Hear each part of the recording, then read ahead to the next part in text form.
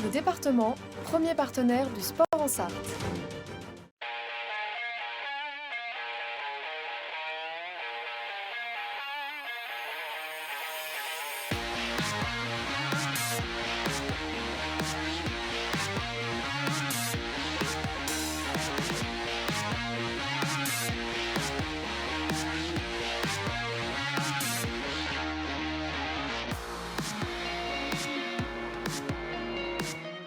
Bonjour à toutes et à tous, je suis très heureux de vous retrouver sur les antennes d'LMTV Sarthe pour cette nouvelle émission de 72 Sports, la dernière de l'année. Et oui, on approche des fêtes de fin d'année, de Noël, ça approche, vous avez vu, on a mis même le petit sapin juste derrière moi.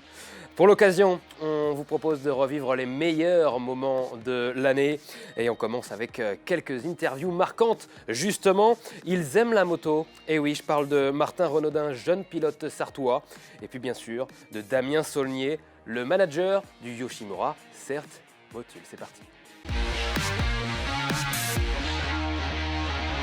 Et on commence avec Martin Renaudin. Bonsoir. Bonsoir. Merci beaucoup d'être sur le plateau d'LMTV Sarthe dans 72 Sports. Champion sartois, et oui, n'ayons pas peur des mots, et même champion de France Superbike Challenger cette année.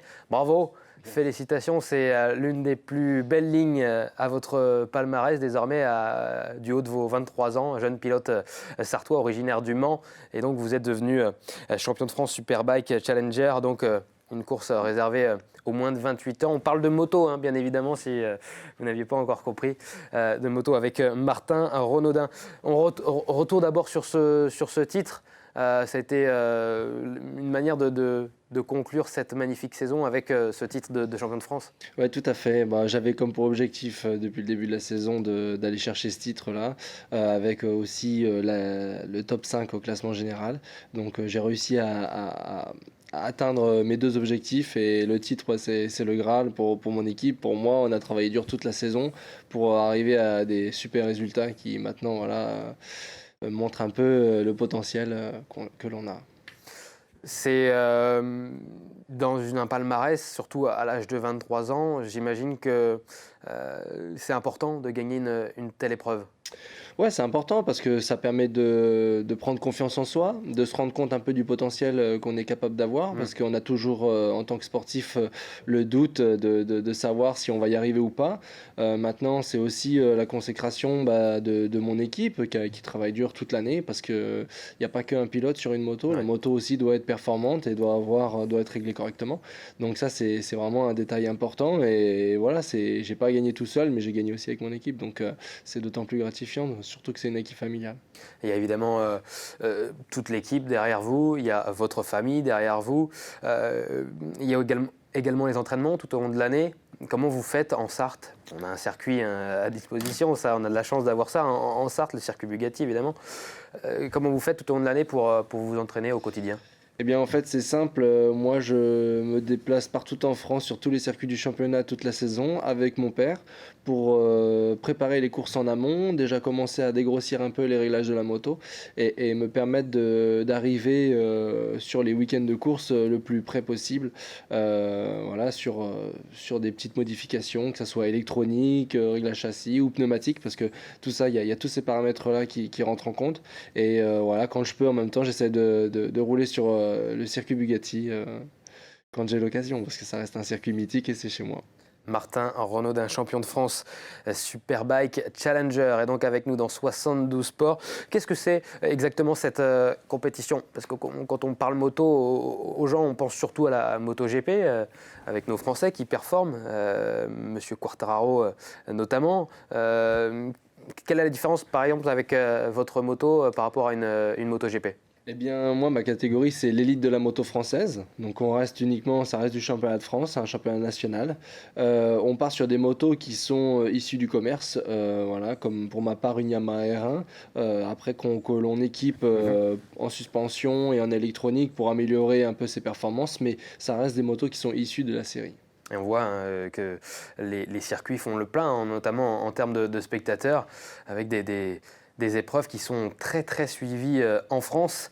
Et on a pu vous suivre notamment sur Internet, sur YouTube, dans une série documentaire inédite, hein, c'est ça, hein? Exactement, une série tournée par MotoGP Addict qui s'appelle La course dans la peau, où on fait vivre en fait de l'intérieur la course pour tous les gens qui sont passionnés de moto et qui n'ont pas forcément la chance de pouvoir se déplacer et être présents sur toutes les courses du championnat. Et ça a fait de belles audiences sur Internet, hein. Tout à fait, on attend à peu près 60 000 vues par vidéo et on n'est pas loin d'avoir un total d'1 million de vues sur l'année complète avec voilà, de l'engouement et des gens qui nous soutiennent et qui sont autour de nous et voilà, qui suivent l'aventure. En revanche, ça c'est pour le point positif de cette saison, évidemment. Petit point négatif, c'est l'endurance. Ça ne s'est pas passé comme vous le souhaitiez, hein, l'endurance cette année, malheureusement. Non, malheureusement, dans l'équipe 3 RT Best of Bike, ça n'a pas été facile pour nous cette saison. On a essayé de faire du mieux qu'on pouvait. Maintenant, l'endurance, ça reste une discipline qui est très dure. Il y a la loi de la mécanique, c'est 24 heures. La moto est mise à rude épreuve. Bon, des fois, ça passe pas, mais bon, c'est comme ça. On va quand même essayer de faire mieux à l'avenir. Mais on peut aussi se servir en tant qu'athlète de ces échecs, notamment sur les 24 heures du Mans que vous avez dû abandonner suite à un ennui mécanique. Des 24 heures de Spa, abandon malheureusement suite à une chute de l'un de vos coéquipiers, ou le bol d'or. Se servir de ces échecs pour rebondir et pour mieux revenir l'année prochaine. Pourquoi vous y serez également l'année prochaine, j'imagine? Ouais, l'année prochaine, je vais repartir avec eux. Effectivement, on prend conscience de ce qui s'est passé. L'important, c'est de détecter quel problème est survenu. Et puis voilà, on va essayer de corriger ces problèmes-là et de revenir encore plus fort et surtout avec tout bout à bout pour qu'on arrive à la fin de ces 24 heures parce qu'on sait très bien qu'on a le potentiel pour gagner les 24 heures du Mans en catégorie stock. Merci beaucoup, Martin Renaudin, merci. d'être venu sur le plateau de l'MTV Sarthe. Bravo encore pour votre titre de champion de France Superbike Challenger. Le face-à-face avec Damien Saulnier. Bonsoir. Bonsoir Antoine, bonsoir tout le monde. Vous êtes le team manager du Yoshimura Cert Motul, donc écurie sartoise. On parle évidemment de moto, sport mécanique dans cette troisième partie de 72 sports. Palmarès assez incroyable du Yoshimura Cert Motul qu'on ne présente plus et qui se destinait vers un nouveau sacre mondial. C'était il y a quelques semaines sur le bol d'or. Vous vouliez remporter un troisième bol d'or de suite. Donc c'était il y a 3 semaines du côté du circuit Paul Ricard, dans le sud de la France. Ça avait bien commencé, mais la mécanique, malheureusement, en a voulu autrement, c'est ça, hein? Ça s'est pas passé comme prévu. Comme je le dis j'ai dit à plusieurs reprises, on avait passé une plutôt bonne semaine. L'équipage, la moto n'a pas cessé d'évoluer durant la semaine. Par contre, le week-end de course était un petit peu plus compliqué.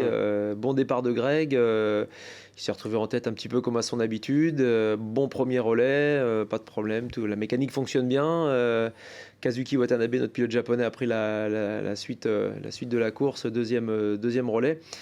Et puis au bout de 9 tours, je crois, je le vois faire un tout droit dans le bout de la ligne droite du Mistral. Ouais, c'est ça. Voilà, justement. Cette image-là, j'aime pas. Pas la revoir. Et puis j'ai eu l'impression dans un premier temps qu'il a fait un tout droit dans le bout de la ligne droite du Mistral, et puis rapidement quand j'ai vu qu'il reprenait pas la piste, là je me suis dit c'est pas que un tout droit, effectivement, problème technique, problème mécanique. Et là grosse opération de mécanique, démontage du moteur, dépose du moteur, démontage du moteur, et on s'est aperçu que c'était compliqué pour la suite. Ça vous arrive quasiment jamais, hein. C'est le premier abandon en 3 ans? Premier abandon en 3 ans, de mémoire, c'était Suzuka 2019, où justement le CERT, que manageait Dominique Mélion à l'époque, perd le titre, comme nous cette année. Je dirais que la Suzuki, on le dit souvent, c'est une moto qui est robuste quand ça chute, c'est une moto qui est robuste mécaniquement au niveau moteur. C'est pas une moto qui a la réputation d'avoir des problèmes techniques, des problèmes moteurs, etc. Donc là, gros choc et surtout énorme déception. Et puis, malheureusement, avec cet abandon, vous avez vu le titre de champion du monde, je le disais, vous échappez alors que vous étiez en tête avant la course avec 24 points d'avance. Beaucoup de frustration en plus de cet abandon, de voir filer le titre de champion du monde. Oui, parce que la saison a plutôt bien débuté avec la victoire aux 24 heures moto, une 4e place à Spa, une 3e place à Suzuka. Et on s'était toujours dit, quand on arrive sur une course et quand on va repartir, l'idée c'est d'avoir engrangé quelques points supplémentaires. C'est chose qui s'est passée à Suzuka. On arrive avec 23 points en arrivant au Castellet. On a pris un point de plus sur la Honda officielle, la 5, pour les qualifs. Donc du coup, on débutait la course avec 24 points. Donc l'idée c'était de faire une course sage, en sécurité.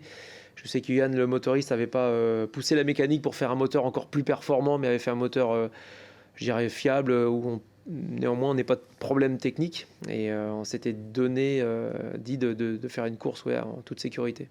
Merci beaucoup Damien Saulnier d'avoir été l'invité du Face à Face dans 72 Sports. À tout de suite.